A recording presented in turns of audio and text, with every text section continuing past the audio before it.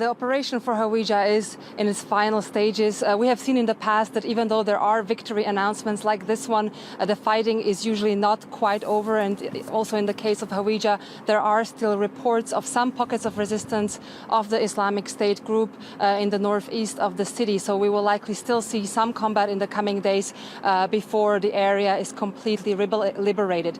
Now, after that happens, there are still some areas being controlled by the Islamic State group in the western Anbar province near the border with Syria. So in the coming weeks, we will see the operation to retake those areas in the city of Al-Qaim. They will likely begin in the coming weeks. Now, even after that is done, even after the Islamic State group no longer actually controls territory in Iraq, this doesn't mean that this will be the end of the terror group. We've seen over the past few weeks that they still retain the ability to launch suicide attacks in parts of the country that are actually controlled by Iraqi security forces. So after these battles against the Islamic State group are over, we're likely to see that especially the counterterrorism forces who've acted sort of as ground troops in this war will return to their actual mandate to actually identify sleeper cells and to try to thwart suicide attacks across the country. And of course, then there will be the final and very important task to really mend the rifts that this war has created in Iraqi society. So Iraq not quite done then, obviously, with the Islamic State group. And also Hawija, because it's in the province of Kirkuk, there could be another conflict in this contested area.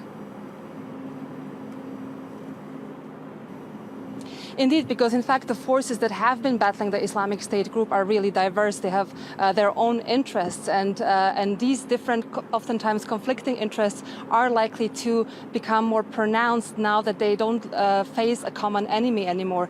Around the areas of Kirkuk and Hawija, this is particularly the case between the Kurdish Peshmerga fighters, which were not involved in the offensive in Hawija, but which were nevertheless holding the front lines around that area, and the Shia militia called the Hashd al-Shabi.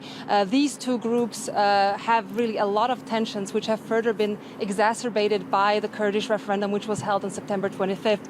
Both forces have used the fight against the Islamic State group in this area to advance their territorial ambitions, and both lay claim to this land, which is essentially disputed. So now that this battle in Hawija is almost over, essentially what you have is Kurdish Peshmerga fighters and Shia militia who really don't like each other, sharing a front line, oftentimes with their checkpoints just meters apart. So there is really a fear that just one spark, just one incident, just one bullet could ignite another civil war.